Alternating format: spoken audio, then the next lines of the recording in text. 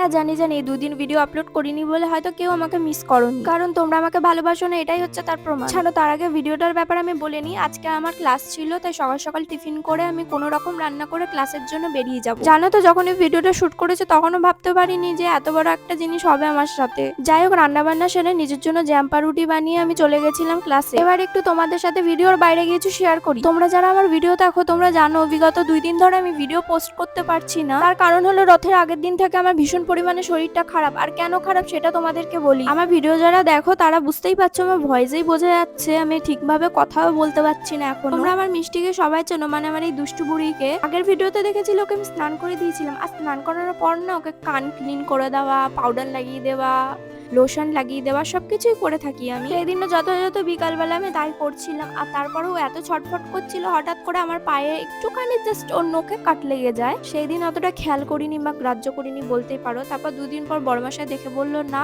তোমাকে এবার আমি হসপিটাল নিয়ে যাবো, ডাক্তার দেখে যেটা বলবে সেটা। পরের দিন হসপিটাল গেলাম, ডাক্তার সব ভ্যাকসিনগুলো লিখে দিল এবং সাথে সাথে টিটেনাসও দিয়ে দিল। সব থেকে বড় কথা হচ্ছে আমাকে এমন অ্যান্টিবায়োটিক দিয়েছিল দিনে 2 বার, খাওয়ার পর তো একদম বিছানা সজ্জা হয়ে গেছি, উঠতেও পাচ্ছি না, মাথা এত ঘোরাচ্ছে আর অনেক ধরনের সাইড এফেক্ট দেখা দিচ্ছে, তার জন্য উঠতেও পাচ্ছি না। আজকের ভিডিওটা এইটুখানি।